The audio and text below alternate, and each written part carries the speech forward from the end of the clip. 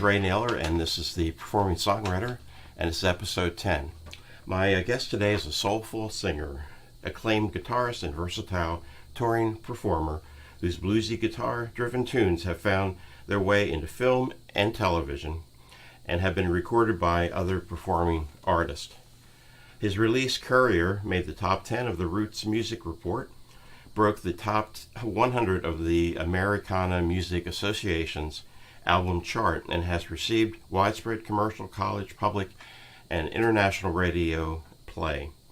His guitar chops and relentless touring have earned him nomination for Best American Roots Guitar Player. And I'd like to welcome my guest, Brian Ashley Jones. Thank you, Ray. How you doing? I'm doing great. It's nice to be in Philadelphia again. We're glad you're here. You're from Nashville. I live in Nashville, Tennessee, originally from upstate South Carolina, Spartanburg, Greenville area of South Carolina. But I've been in Nashville since the late 90s, and that feels a lot like home these days. And that's where I pay my taxes anyway. How long have you been writing songs, performing? I started writing songs, I'm going to say, around 1989, 90, somewhere in there. Mm-hmm. I'd been playing guitar for maybe a year or two at that point, and had, primarily been learning other people's songs, right. And even doing some gigs here and there, either by myself or with a band. Primarily doing songs from my heroes, and at that point I felt like I wanted to have some of my own tunes. There was some other local musicians that were putting out some great original material, and it made me want to do that too. Okay. I'm going to ask you to do one of your songs. Okay, this is a song I wrote with Jonelle Mosser, who's one of my favorite singers in the world, just an amazing singer. And the first song that we've written together, it's called Fetch a Pail. It'll be on my new album. It goes a whole lot like this.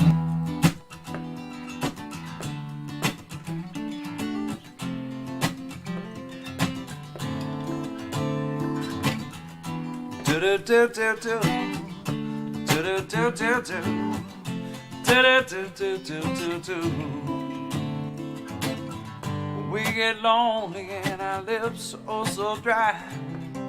I know we're thirsty for some meaning in our lives. Remedy is natural, the answer is all around. It's falling out of the morning sky, flowing up out of the ground. Won't you fetch a pail of water, baby? Fetch a pail with me. Give thanks to the Maker for all its purity. Well, we'll have a drink together by an old magnolia tree. If you fetch a pail of water, baby, fetch a pail with me, yeah. Do-do-do-do-do, do-do-do-do-do, do-do-do-do-do-do. But our hearts are burning and the fever is oh so high. I know we're yearning for the passion we deny. Can't make it through a drought by waiting on the rain. So baby, get your loving cup and I'll help you drown the pain. If you fetch a pail of water, baby, fetch a pail with me. Give thanks to the Maker for all its purity. Well, we'll have a drink together by an old magnolia tree. Fetch a pail of water, baby, fetch a pail with me, yeah. And just like Jack and Jill falling down the hill, we drop the bucket from our hands. We cannot despair, 'cause my love, I swear, we're gonna fill it up again. Yeah, we're gonna fill it up again, baby, yeah.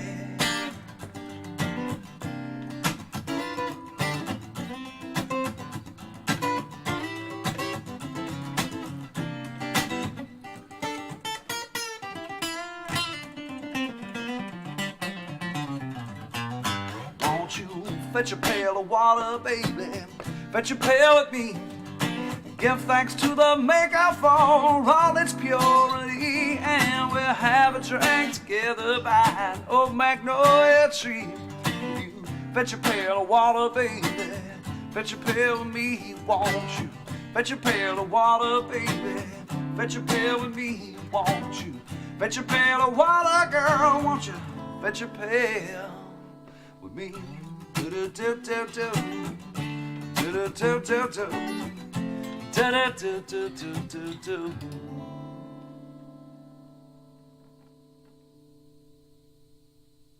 Okay, that was Fetch a Pail Water, I'm guessing. Fetch a pail. That's the name of that one, yeah. What gave you that idea? I don't know. Because I said it 12 times.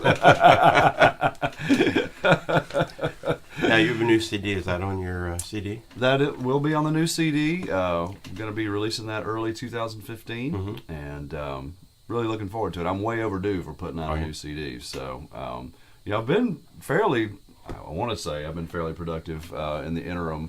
In the 6 or 7 years it's been between I did an official release and this one. Been writing a bunch, co-writing with other people. Some of those co-writers have recorded the songs that we've written. I do a little bit of session work in Nashville on guitar. Occasionally some mandolin or bass parts for somebody, but primarily guitar. And I've been on the road a bunch, so I've been busy. It's just I hadn't released a full album of my tunes. A couple of digital singles along the way, but it feels good to have a new LP, if you will, intact. So cool. Normally at this time we talk about some technique of songwriting craft. Thought I would do a little different slant this time, since you're from Nashville and my Skype guest is part of the Songwriters Association of Washington. And so what I'd like to talk about is how songwriters support each other. We in Philadelphia, we have a thing called the PASA, Philadelphia Area Songwriters Association. And there's also Philadelphia Songwriters Project. And down in Nashville, or not just Nashville, the National, make sure I get this right, the National Songwriters Association International, and we have a local chapter here. The NSAI, it's a great organization, yeah. And we've got named Vincent James that just started a new group. He's going to be, in a couple times, will be my guest here. Oh, cool. So, talk a little bit about, could be in Nashville or other places, how songwriters support each other. Well, it's interesting. By and large, I've found that there seems to be this overriding sense of we're all in this together kind of thing. It's a tough way to make a living, obviously, and that's something that singer-songwriters share. We share that adversity that we face. Trying to focus on the business end of things when, of course, a lot of us would like to just be the artiste in the classic sense, and just be creative all the time. And having to focus on the business end of things can be very frustrating because it's just so hard, and ever changing as well. It's a moving target, So I think that really is kind of the glue, that builds these communities. It's like, hey, we've got to get together and share ideas. That's just survival, It's a survival technique, I think. Share knowledge. About everything, about new technology, what's the new club in whatever city, what radio in that area might be helping support independent musicians, where can I crash at your house in in New York City if you can do the same at mine in Nashville, that kind of trading off a place to crash, that's a big thing, because obviously hotels are expensive, and when you're making peanuts anyway per night out on the road, you got to trim your expenses however you can. So sharing those kind of resources and information, I think, is just vital to be able to continue to do this kind of thing for any length of time. So I think that fosters a lot of the bond between songwriters, and it's a good thing. I really enjoy being part of it, and made so many friends doing this over the years. Different organizations, like you said, are a great way to have either weekly or monthly meetings and online resources that you can get in touch with. Then there's also conferences that I go to. That's right. The International Folk Alliance is one that I've been going to for years and years. They have their national conference in February in Kansas City. And then several regional smaller conferences. Also, the Americana Music Association does a great conference in Nashville every year. And then obviously there are others for different genres. For your bluegrassers have the IBMA and Spigma, and I'm sure those exist for jazz and pop and rock and all the other formats as well. So it's nice at least that there are these ways for us all to connect and share ideas. So. And I know, especially in Nashville, they have a lot of song critique sessions, correct? True. And it reminded me of a joke. I have to tell this joke. Now, I don't know if it's real, but a songwriter from Nashville told this on the radio one time. Okay. And he said he wrote a song for his wife for their anniversary. And so on the day of their anniversary, he sang the song for her. And he said, "How do you like the song?" She goes, "Oh, I like it a lot. Although I think the bridge could have been stronger."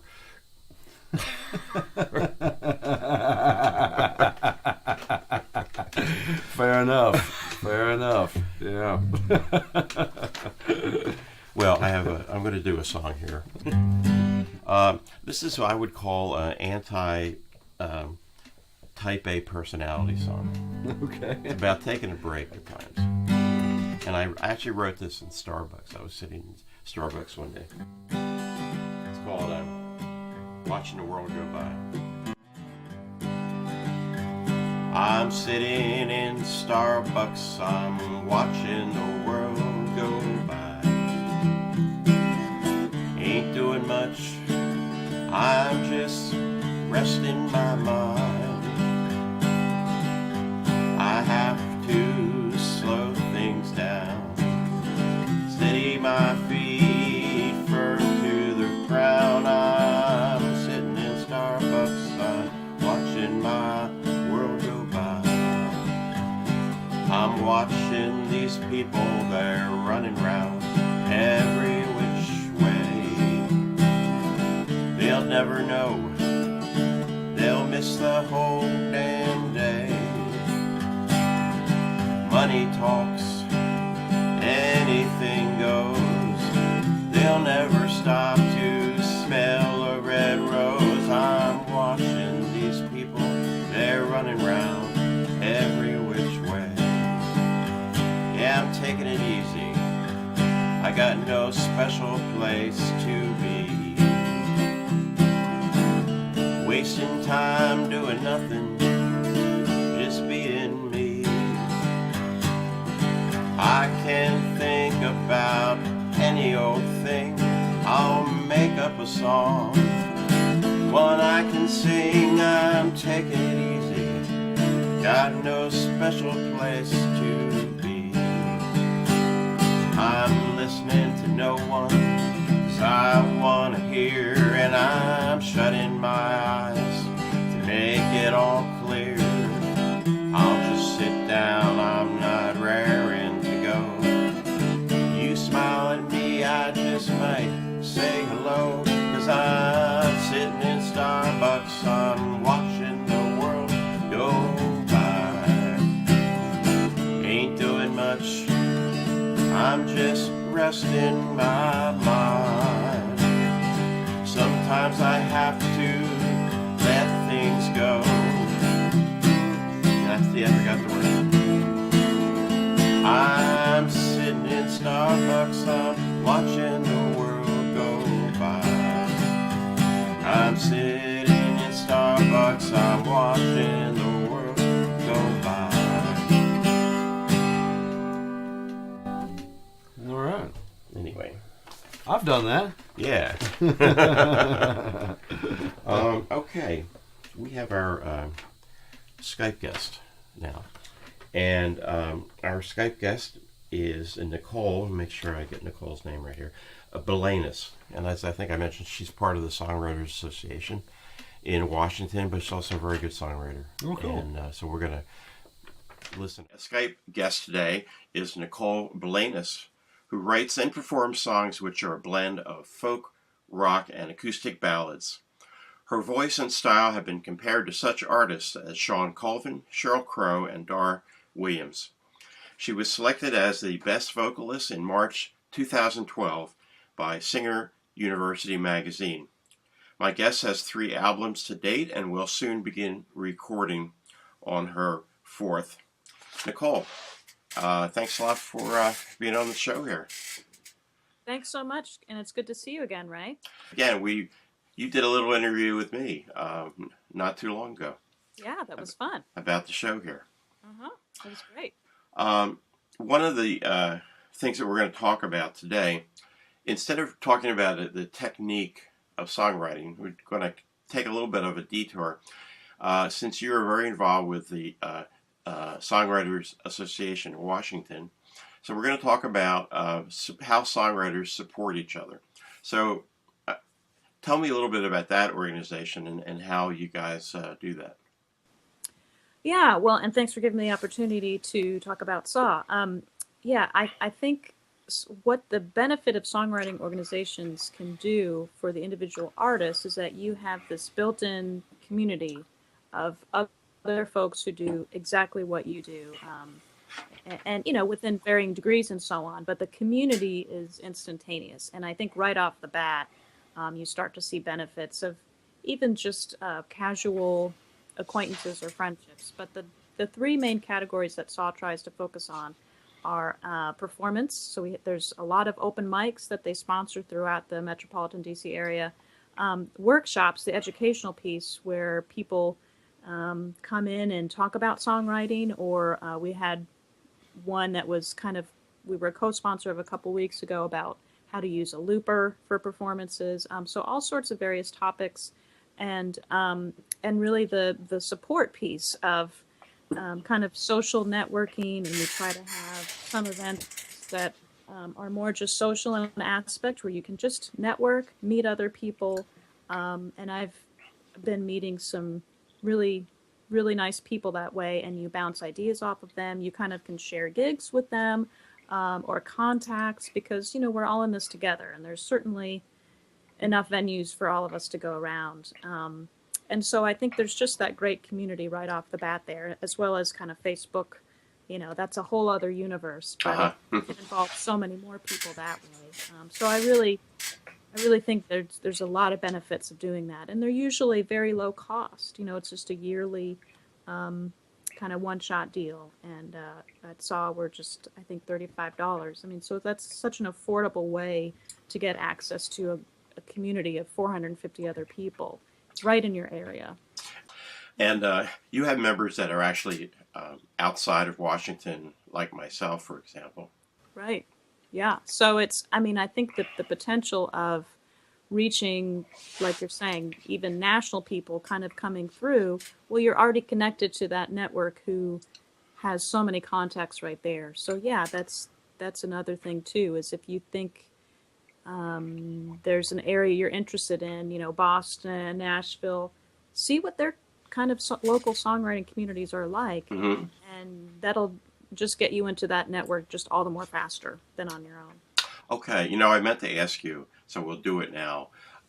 If you could give a little history of your songwriting and performing history.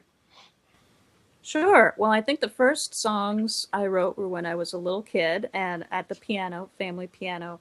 And so from an early age, I was attracted to music. My whole family plays music. My mom is a piano teacher. My dad was a drummer in rock and roll bands in the 60s. My sister is a flute player. We all sing. So it was definitely in the genes, and we sing all the time as a family. And so that clearly developed my interest. And I guess as far as doing it on a more serious level, maybe around 2000, maybe about the past 10 years, maybe around 2004, I started to kind of re-pick up my guitar and write with it. And then in 2009 was when I did my first kind of official recording of just my songs. And so that's, been the past 5 years of, putting out albums and trying to perform more. So it's definitely something I've been interested in a long time, and it's kind of grown into a bit more of a hobby in the past couple of years, which is really exciting for me. Okay, Nicole, how about doing a song for us? Yeah, that'd be great. So I'm going to be playing some new stuff that I'll be working on this new CD project I'm starting next month. These two songs will be on there. This first one is called Solo.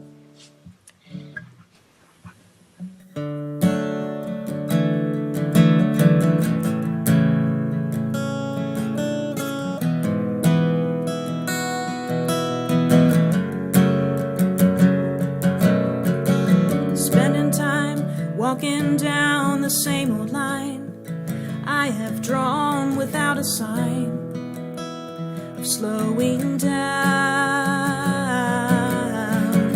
There are days I get a glimpse of what's mine, but then I fall behind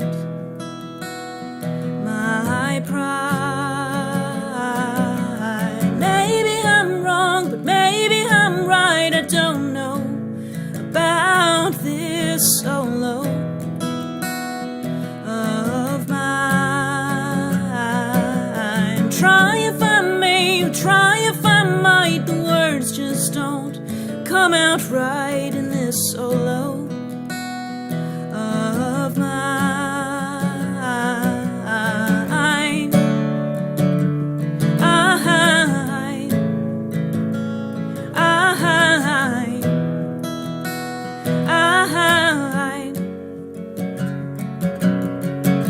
In the light of day and dark of night, a hideaway protects my sight from dreaming things too far away.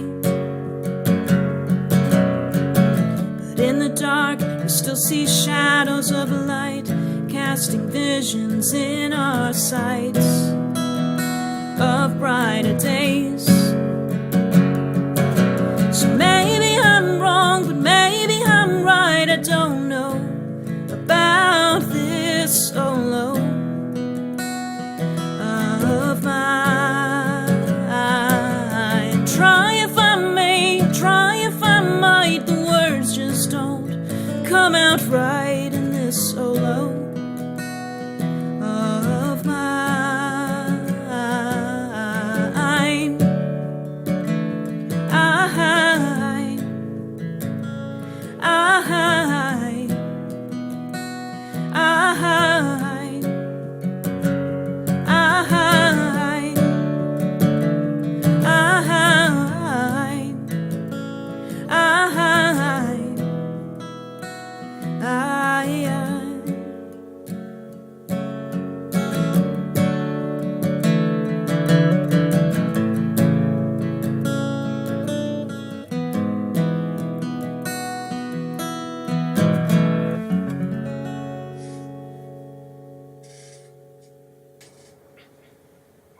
And where did that song come from?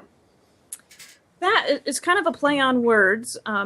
So the name of it, solo, you think, musically, you think of a solo instrument, but I kind of use it as metaphor, finding yourself as a solo act in life sometimes too. Right. And so, I'm not sure. Let's see, the chorus is, maybe I'm wrong, but maybe I'm right. I don't know about this solo of mine. And so trying to kind of complete the song of your life and being a solo. And yeah, I don't know. The word kind of came to me, and I thought that would be kind of a fun play on words that way. Mm-hmm. Yeah, definitely. I wanted to ask you, we all have favorite performers. Mm-hmm. And from the standpoint of someone that you really like as a performer, why is that so? What does that person do on stage that kind of puts him, separates him, let's say, from the crowd? Yeah. Well, someone that I really like and I try to hear every time she comes kind of close to my area is Brandi Carlile.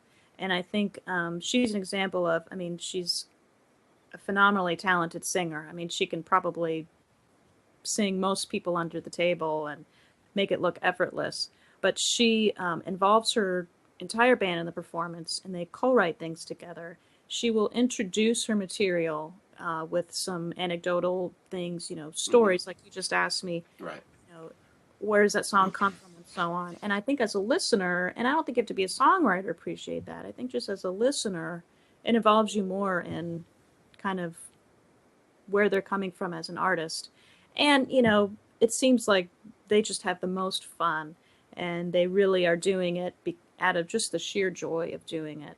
And they always know, anyone on stage always knows that they wouldn't be on stage if there was no one there to listen to them. And so having that support and buy-in from the listener is a really special thing. And she does a wonderful job at her shows of involving the listener and really, like, she had us singing along, and you really feel a part of the performance, and you get a glimpse of their songwriting and who they are. And that's exciting, I think, as a listener. Nicole, I think we should hear another one of your songs. Sure, that'd be great. This is another new one of mine that I'll be working on the CD. It's called If I Didn't Have You, and I kind of describe it to people as my folk tune.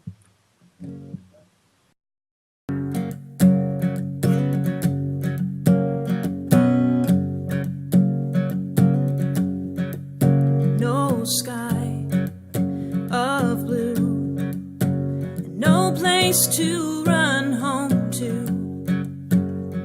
I wouldn't know what to do if I didn't have you. No beauty or miracles, no comfort from embraces, no happy laughing faces if I didn't have you. If I didn't have you, if I didn't have you, then nothing would be true if I didn't have you.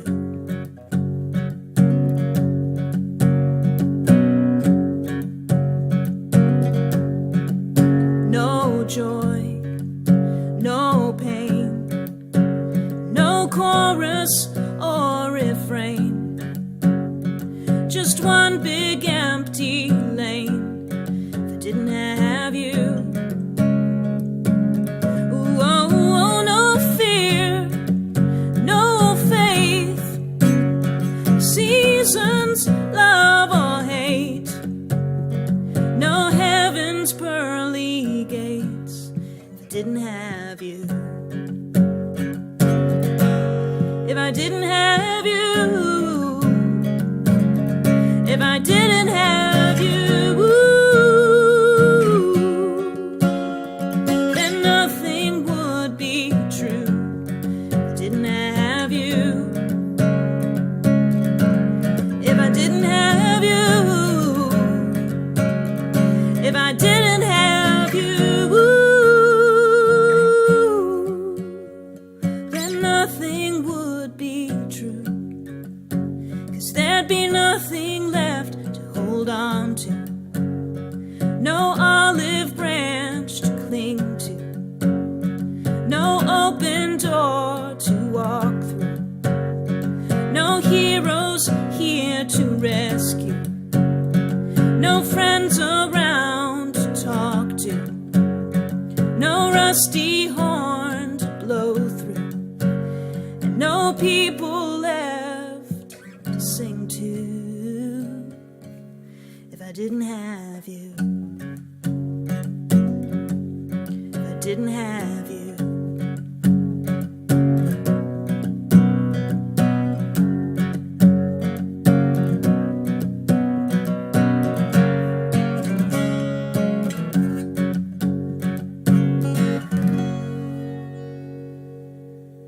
Good song. I think a lot of people can relate to that. Thanks. Yeah, it's just a very straightforward tune. Yeah.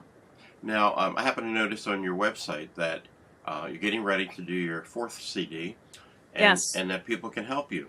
Yes, Talk about that a little I'm bit. doing crowdfunding, which is very scary. I've never done it before, but it's basically just people trying to do something that they may need a little extra financial help with, and they ask their community to help them out with that. So yeah, it's an Indiegogo campaign, and yeah, there's links to it from my website, and I've got a little visual aid here with my web addresses. So And- here you go. And we're also going to put that at the end of the show here. Great.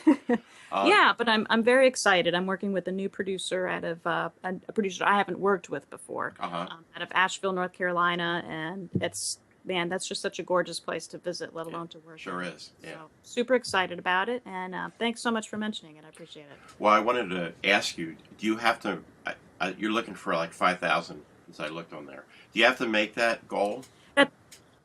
That's kind of the goal. I do not have to make that goal. Okay. That's kind of a best case scenario with me getting more copies than I would normally get, and so Right. on. So depending, on how much is raised and kind of how things are going, I can scale back certain things, and but yeah, that would be kind of with all the whistles and bells and all that I'd love to get. It's hard to estimate because it may take more time than I'm anticipating. But yeah, it's fun. I'm really excited about how it's going so far. So. Well, when we get done here, I'm going to give you a little contribution also. Oh, well, thank you, Ray. That's And I would nice of you. encourage people to do that. It costs money to do a CD.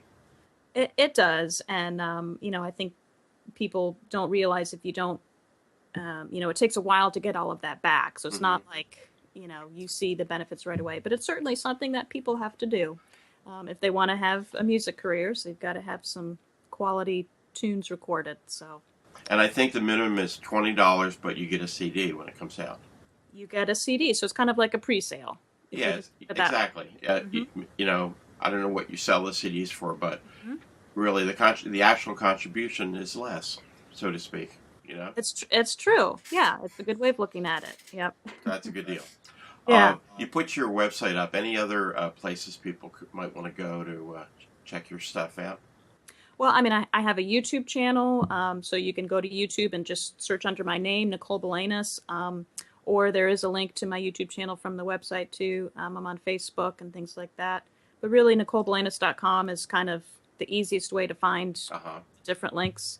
But yeah, I'm on YouTube and Facebook too, so okay, find me there. Nicole, thank you very much. Thank you so much, Ray. I really appreciate the time, and it's good to talk to you again. Okay, we'll see. I want to thank Nicole for being our guest today. And if you're from Washington area, actually she lives in Northern Virginia, so which is kind of the same anyway. So definitely check her out. Brian, another tune. So I'm going to do a song for you that I wrote with Susie Ragsdale. This one became the title track for the new album. It seemed to be just generally the best concept for an album title, and I don't know why I seem to always pick a song title from the album to make it the title of the CD. It doesn't have to be necessarily. Right. Maybe I'll be more ambiguous next time. Name it Pomegranate or just something random, and not put a song named Pomegranate on it either. But at any rate, this is a song I wrote with Susie Ragsdale. She's an amazing singer and writer there in Nashville, and this is the first song we've written together, and it is indeed the title track of the new album. It's called Out of the City.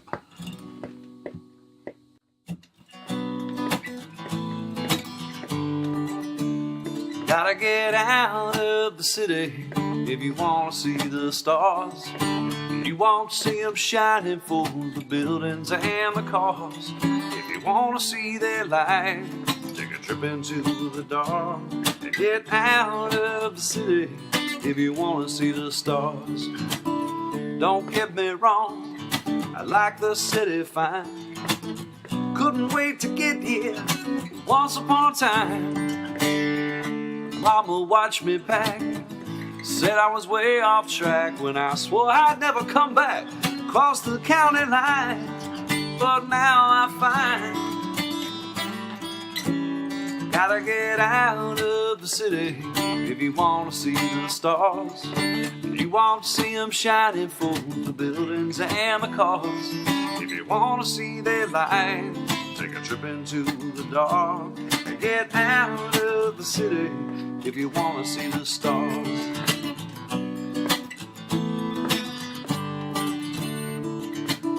Bye-bye Broadway, my second home. I'll be back on Monday, so leave the lights on. But I got thoughts to think, a little moonshine to drink. I'm gonna catch my 40 winks and you'll never know I'm gone. I won't be long. Gotta get out of the city if you want to see the stars. You want to see them shining for the buildings and the cars. If you want to see their light, take a trip into the dark and get out of the city if you want to see the stars. 'Cause the stars shine brighter and the grass grows greener air's so sweet, and the water runs cleaner. The hustle and the bustle of the city makes you meaner. Gonna take the time to be a lover and a dreamer. Gotta get out of the city if you wanna see the stars. You won't see them shining for the buildings and the cars. If you wanna see their light, take a trip into the dark and get out of the city if you wanna see the stars. Gotta get out of the city if you wanna see the stars. You won't see them shining for the buildings and the cars. If you wanna see their light, take a trip into the dark and get out of the city if you wanna see the stars. If you wanna see their light, take a trip into the dark and get out of the city if you wanna see the stars.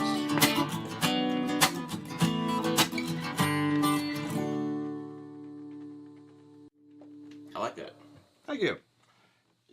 You've been to Kerrville? Folk I Festival? have. Yeah, Kerrville Folk Festival. That's a great time, huh? And you can really see the stars at night. You there. really can. Yeah, it's pretty cool. Absolutely. Being out in the middle of nowhere helps that a lot, doesn't it? Yeah, of course, Kerrville, Texas itself is a small town, but then you drive 10 miles outside of that, out to the ranch there where they do that festival, and it's pretty remote, and That's right. that's the beauty of it. Gotta watch out for the red ants. The red ants, the scorpions. You never Scorpions. It's Texas, Yeah. hill country. You never know what you're Right. going to run across. Right. I wanted to ask you in terms of some performers that you especially like, and what the reason that makes them a good performer. Good question. I have a pretty diverse palette, I guess, as far as what I'm into listening to.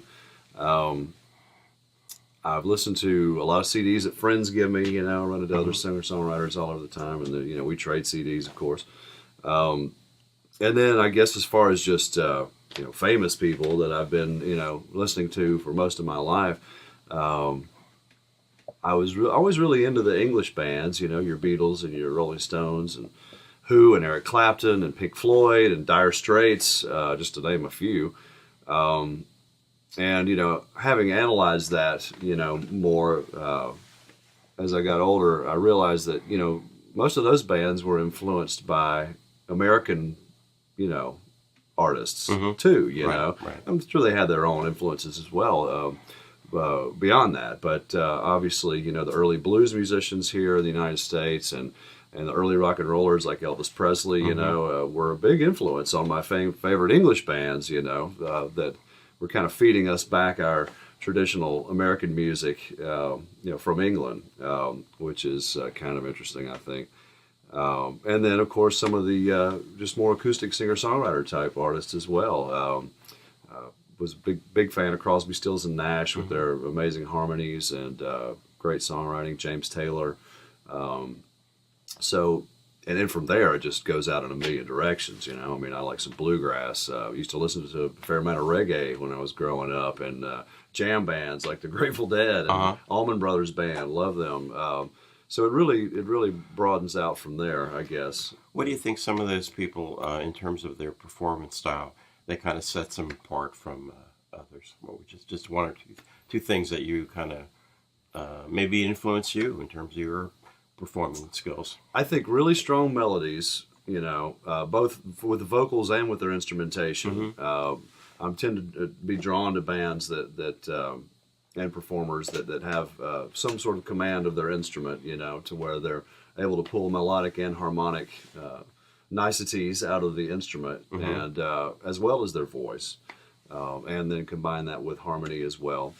That really draws me in. And then, of course, the lyrical content, how many levels are there to these lyrics? Is it just on the surface, or is there a greater meaning behind what they're saying? I think that keeps me coming back too, to like, wow, I never thought about that phrase that way. Maybe he or she meant this or that or the other, and it can give a whole new meaning to a line or even an entire song. One of my favorite performers is Gray Greenway. Mm-hmm. He's very dynamic on stage. And one of the things that he said, and I mentioned this in another show, is to grab your audience by the collar and bring them to you. And it reminded me of another duo that isn't music, and that's Penn and Teller. Oh, sure. And in each of their own way, they grab people's collar. Penn is the obvious one. The way, he's very out there, Mm-hmm. And Teller, who kind of like stays back, doesn't talk in the show. He does talk though. Mm-hmm. And yet, because of that, he grabs people in another way. It's true. You And know? they're jazz musicians, by the way. Oh, as well. really? I didn't know that. They sure are. Cool. Maybe that dynamic from the music and the comedy, just kind of all I think so. comes from the same place. You know? Yeah. Well, I'm going to do my second song. And I think I mentioned to you earlier, before we did this thing, I used to work in mental health. So I wrote a song about bipolar, which Phil Oakes was, for example. And this is called Willie the Bipolar Polar Bear. This is a story about Willie, the bipolar polar bear. He was big and impressive, but a manic depressive. Sometimes the others would stare.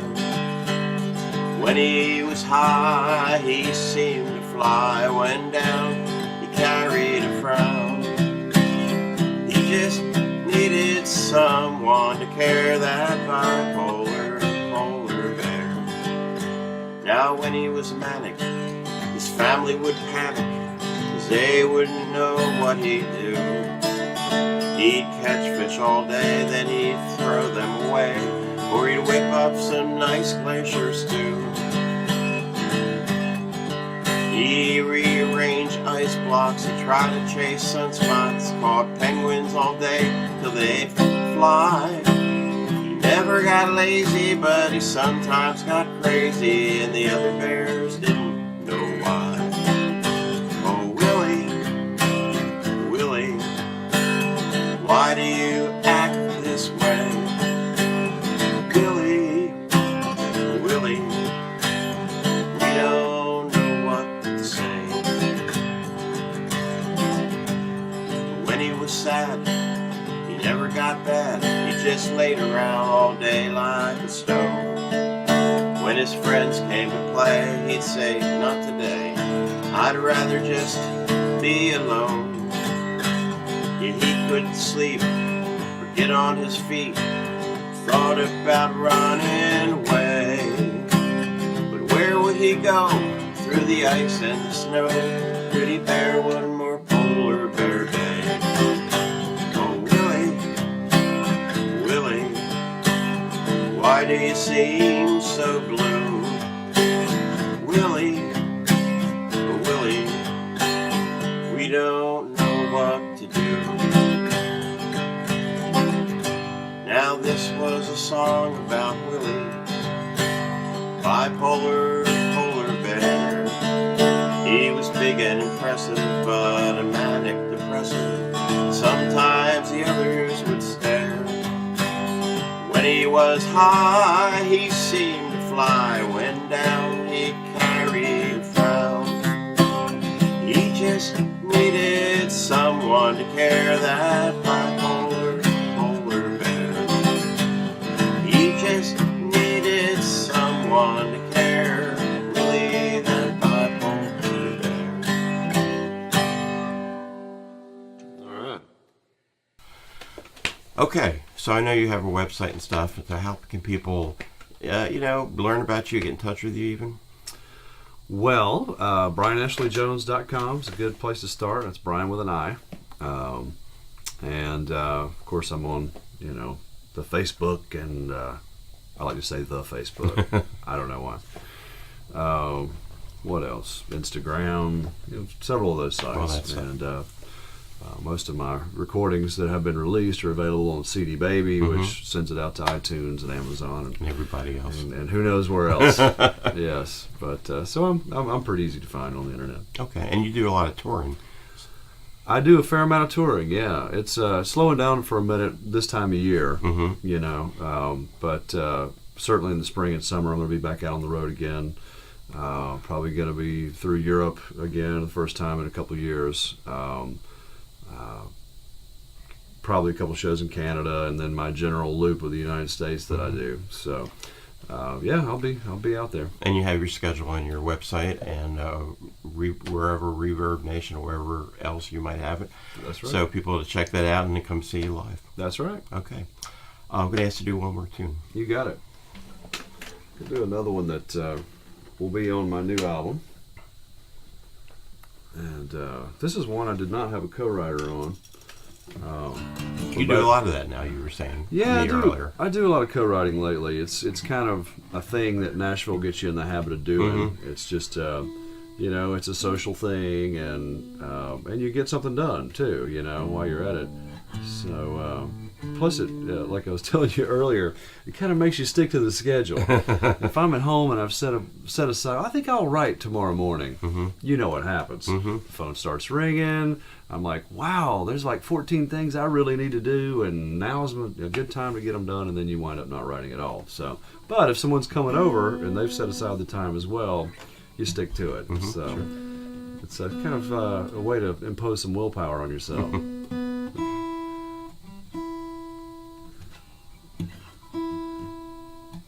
Just make sure this thing is close enough for rock and roll, as they say. So this one, yeah, I wrote the music actually quite a while back, and I had written some words for it, and even recorded a demo of it, but was never really pleased with the lyrics. I didn't feel like they lived up to the melody. So I tried it again. I wrote, you know, a new song to the same music that I'd written, and I think I got it better this time. I'll let you be the judge. It's called Carolina's Dream.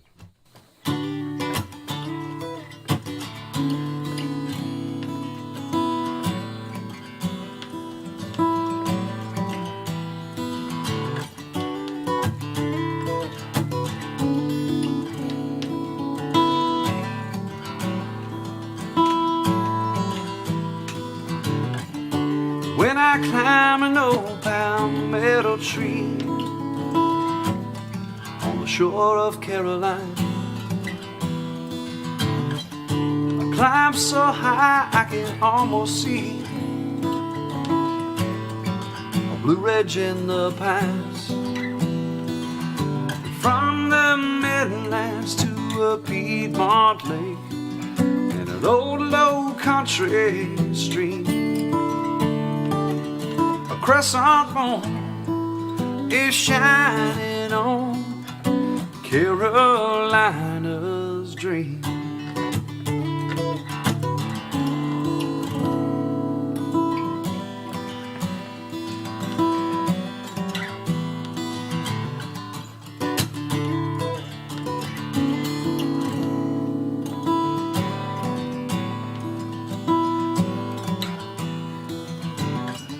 Stars are shining as the fireflies glow.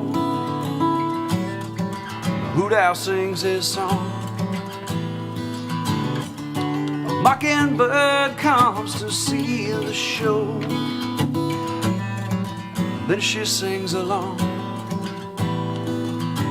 From the Midlands to a Piedmont lake and an old low country stream, crescent moon is shining on Carolina's dream. My Carolina is softly sleeping, dreaming of the morning light.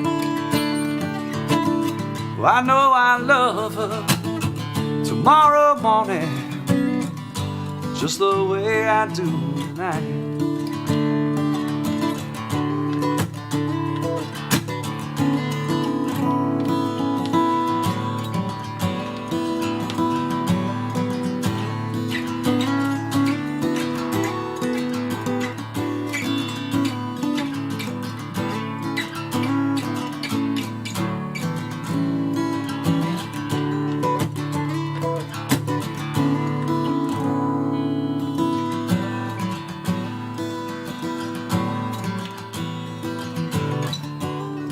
moonlight dancing on the mountain face, the water down below, while the river gives its warm embrace, the autumn breezes blow from the Midlands to a Piedmont lake in an old low country stream. A crescent moon is shining on Carolina's dream. A crescent moon is shining on Carolina's dream. Carolina's dream.